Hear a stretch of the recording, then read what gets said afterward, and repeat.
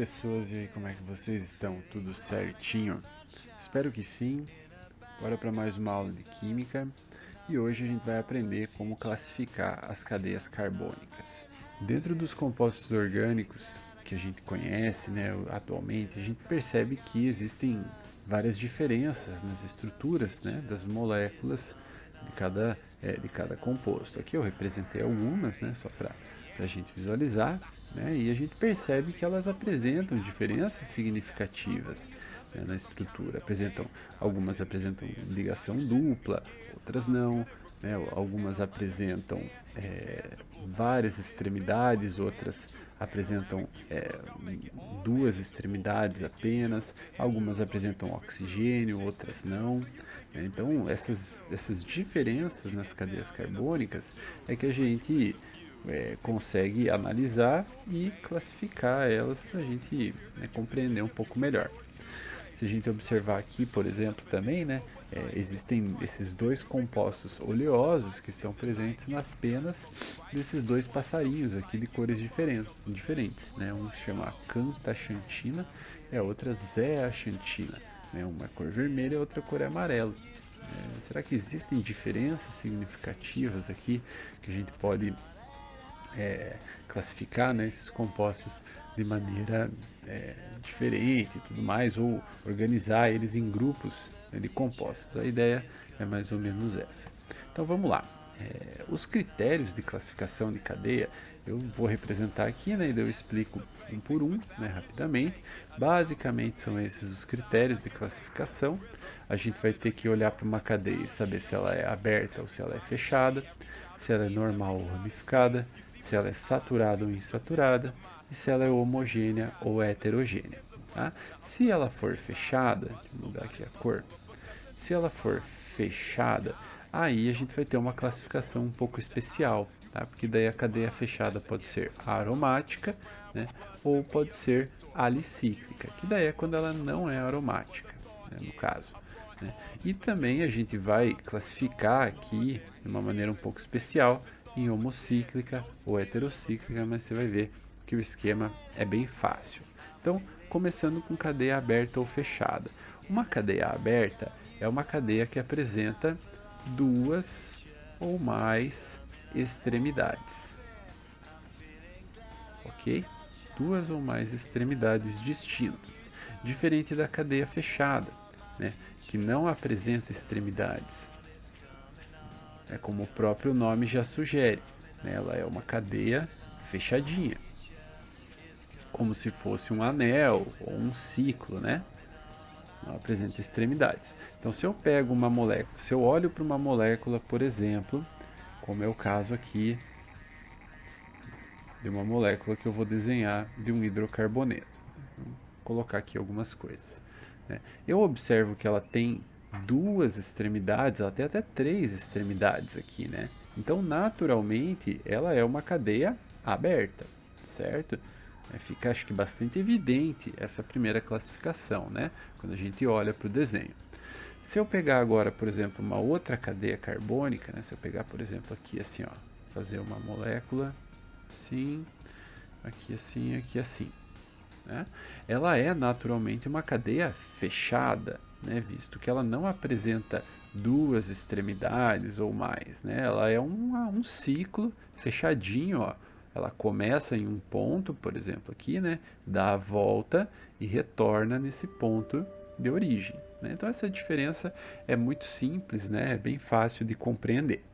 Se a cadeia for fechada, a gente pode classificar ela como aromática. Existe uma regra de classificação de cadeia aromática que se chama regra de Huckel, que diz que uma cadeia aromática tem que apresentar 4N mais 2 elétrons π. E N tem que ser diferente de zero e inteiro. É uma regra bem complexa, né? Normalmente a galera só tem ciência dessa regra no ensino superior, né? Você pode deixar aí anotado nas suas anotações aí de caderno e tudo mais que você usa para estudar, né? É uma regra que funciona lá para os compostos aromáticos. Eu não vou me prender a ela. visto que aqui a gente vai ser um pouco mais direto com questão de compostos aromáticos que normalmente são estudados no ensino médio, né? Para a cadeia aromática, normalmente a gente usa como exemplo essa cadeiazinha aqui, que é super especial, né? Eu vou tentar representar ela aqui com as ligações duplas, né? Ou então às vezes você vê ela desse jeito, ó, né? Com uma bolinha no meio, ou essa bolinha pode estar apagada, meio tipo tracejadinha assim, né? Certo? Mas o benzeno é o composto aromático mais famoso de todos, né? Então, quando você olha uma cadeia carbônica, se você vê que ela tem essa cadeia especificamente, pode crer que ela é aromática. Caso não seja essa cadeia, aí a gente vai classificar como alicíclica, que é qualquer cadeia que não é aromática, né? Eu posso até classificar, dizer que uma cadeia aberta poderia ser alicíclica, né? Mas aqui eu vou definir que alicíclica, então, vai ser uma cadeia fechada que não apresenta esse anel de 6 carbonos com ligações duplas alternadas, tá? Não existe somente o benzeno como cadeia aromática, mas ele é, acho que, o exemplo principal no ensino médio. Beleza? Primeira classificação, easy demais. Vamos para a próxima. Normal ou ramificada. Essa daqui está baseada na presença de carbono. Vou escrever o nome inteiro, né? Normalmente eu abrevio, mas aqui eu vou escrever. Presença de carbono primário ou, né? Ou, né? Pode ser e ou secundário. Ok? Se você olha lá no desenho, só tem carbono primário e carbono secundário, a cadeia é normal. Se você olha no desenho e tem pelo menos um carbono terciário ou um carbono quaternário, vamos escrever assim, né? Ou quaternário, aí a cadeia carbônica é ramificada, ok? Ficou meio zoado aqui minha letra, né? Mas dá um perdão aí, né? Que não tá fácil. Então, se eu olhar lá para uma cadeia carbônica, por exemplo, né? Pegar aqui, desenhar aqui uma cadeia, por exemplo, assim. Essa é uma cadeia normal, né? Porque ela apresenta carbonos primários aqui nas pontas e carbonos secundários aqui no meio da estrutura, né? Então, essa aqui, cadeia normal. Se eu olhar, por exemplo, para uma cadeia assim, ó,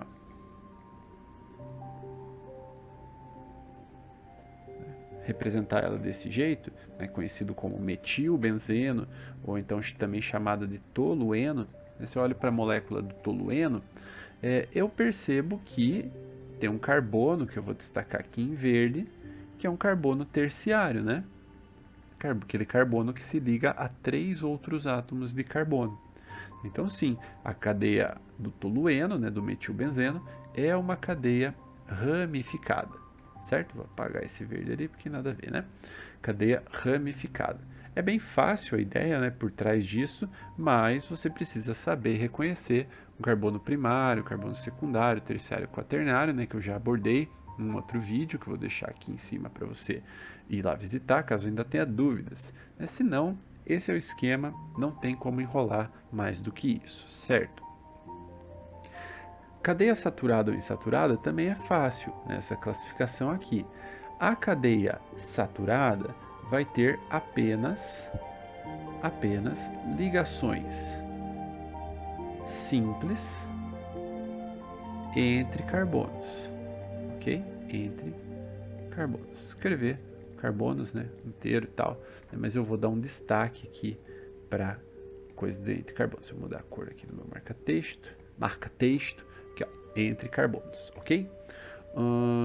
Para que a cadeia seja classificada como insaturada, ou seja, para que ela apresente insaturações, aí ela vai ter que apresentar ligações duplas ou triplas entre carbonos. Ligações não, né? Eu vou usar o singular aqui mesmo, né? Ligação. Tem que ter pelo menos uma ligação dupla ou tripla entre carbonos, ok? É muito importante que você deixe destacado esse pequeno detalhe da regra, certo? Tem que ser entre carbonos, senão não conta como uma insaturação, certo? Por que eu digo isso? Porque às vezes você está lá analisando uma molécula, deixa eu pegar aqui, mudar a cor, né? Você está lá analisando uma molécula. Eu vou olhar aqui a molécula do ácido propanóico, né, que está lá presente no pão de forma, né, digamos assim. Né? Vamos analisar ela.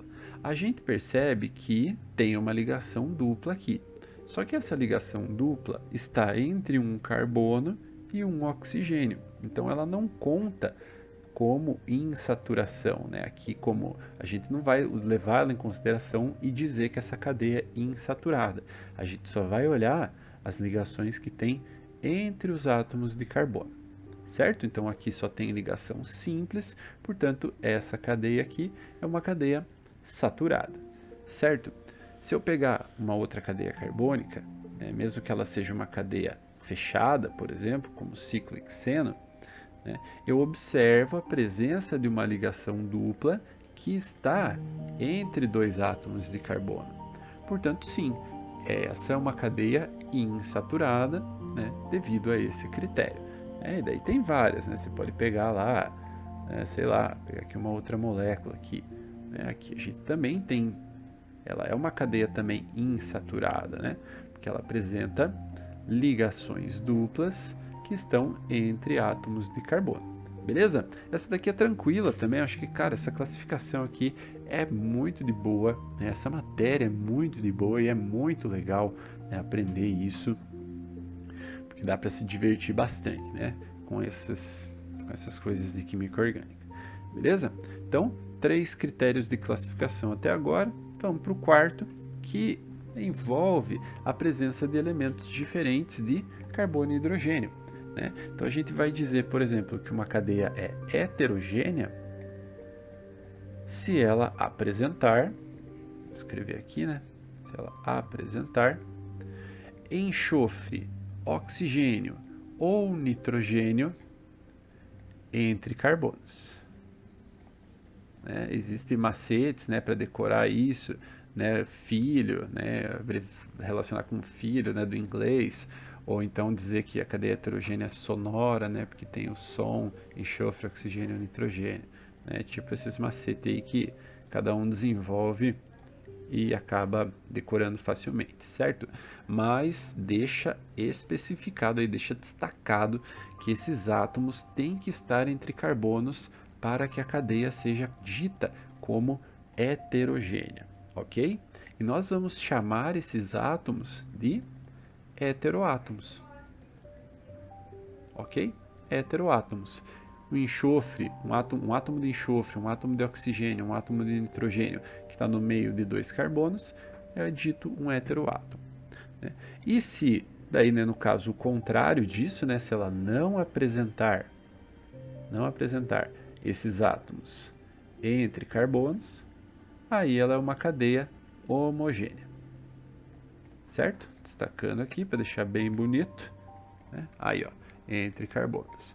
Isso é muito importante, né? É essencial você saber isso daí, né? Porque, por exemplo, tem um aminoácido, agora eu não lembro a fórmula exata dele, né, que eu não vou lembrar, infelizmente, né, mas eu sei que ele apresenta um enxofre aqui do lado. Eu não lembro o nome, cisteína, se não me engano é cisteína. Dá uma olhada aí e confirma, né, para mim. A gente observa que ela apresenta os 3 átomos que são candidatos fortíssimos a serem heteroátomos. Entretanto, nenhum deles está entre átomos de carbono, né? Eles não estão entre 2 átomos de carbono. Portanto, essa cadeia é uma cadeia homogênea, ok? Homogênea. Quando eu olho daí se a cadeia tem lá o nitrogênio no meio dos carbonos, né? Ou então o oxigênio, como o caso do éter dietílico, né, usado lá nos hospitais, né, aí o oxigênio está entre carbonos, então eu posso dizer que ela é uma cadeia heterogênea. Beleza? Essa daqui também é fácil, mas tem esse pequeno detalhe, né, que o átomo tem que estar entre carbonos, que pode dar uma dificultada ou servir como uma pegadinha, né, no caso aí em algum vestibular, em algum processo seletivo que você vá tentar. Beleza? No caso aqui você pode estar percebendo que tem os termos homocíclica ou heterocíclica. É o mesmo esquema, né? Hétero vem aqui do heterogêneo, né? Aqui da presença desses átomos entre carbonos, e homo vem da não presença desses átomos entre carbonos. Né? E cíclico vem de ciclo. Então, se eu olhar, por exemplo, a fórmula da piridina, aqui, ó, representada, né, ela é um composto classificado como heterociclo. Né? A cadeia dela é uma cadeia heterocíclica, porque tem um heteroátomo no meio do ciclo, certo? Se esse heteroátomo, porventura, estiver para fora, né, se eu tiver aqui, ó, por exemplo, o ácido benzoico, né, aí ela é uma cadeia classificada como homocíclica, porque o ciclo dela é homogêneo, ok? Então, tranquilo, bem de boa, né? São esses os critérios, galera, é muito fácil, né? Para isso, para exemplificar, eu separei aqui algumas questões. Olha que legal essa questão da FUVEST, gente. Olha que interessante. Eu vou ler aqui rapidamente, né? Para a gente ver aqui, né? Então, admite-se que as cenouras, eu adoro cenouras, sejam originárias da região do atual Afeganistão, tendo sido levadas para outras partes do mundo por viajantes ou invasores. Com base em relatos escritos, pode-se dizer que as cenouras devem ter sido levadas à Europa no século XII e às Américas no início do século XVII, ok? Em escritos anteriores ao século XVI, há referência apenas a cenouras de cor roxa, amarela ou vermelha. Meu amigo, se você já viu uma cenoura roxa, amarela ou vermelha, por favor, deixa aí no comentário que você viu, mano, porque na moral, eu fiquei curioso agora. Não fui pesquisar antes do vídeo alguma foto desse tipo de cenoura, né, mas se você já viu isso, legal, conta pra gente aí. É possível que as cenouras de cor laranja, essa aqui eu já vi, sejam originárias dos Países Baixos e que tenham sido desenvolvidas, inicialmente, à época do Príncipe Orange, tá aqui a data do maluco. Né? Países Baixos, lembra que tem a Holanda, né, como um exemplo clássico, né, de país, de um dos Países Baixos. Se não me engano, a Holanda não tem Copa do Mundo também, né, de futebol masculino. No Brasil, são comuns as cenouras laranja, que bom, cuja cor se deve à presença do pigmento beta-caroteno, representado a seguir. Tá aqui, ó que legal a estrutura dele. Você vê que ela é uma estrutura bastante simétrica, né? O que tem para um lado, tem para o outro, só que de cabeça para baixo. Né? É tipo o submundo, né? Ou então o antimundo, né? Aqui é o lado normal, que o outro lado, vice-versa. O cosmo, anticosmo, a Wanda é anti-Wanda, né? Para quem manja dos padrinhos mágicos. Enfim, com base no descrito acima e considerando corretas as hipóteses ali aventadas, essas hipóteses, é possível afirmar que as cenouras de coloração laranja. Letra A. Podem ter sido levados à Europa pela Companhia das Índias Ocidentais e contêm um pigmento que é um polifenol insaturado. Podem ter sido levados à Europa por rotas comerciais norte-africanas e contêm um pigmento cuja molécula possui apenas duplas ligações cis. Podem ter sido levados à Europa pelos chineses e contêm um pigmento natural que é um poliéster saturado.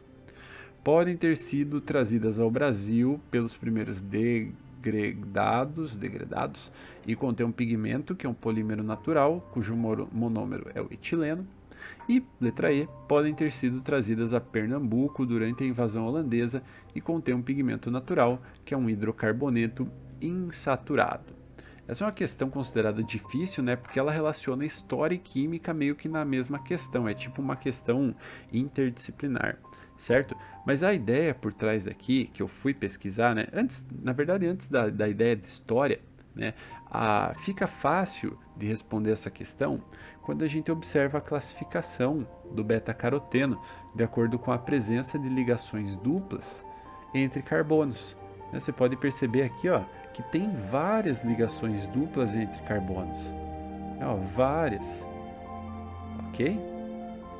Até aqui dentro do ciclo, ó, né?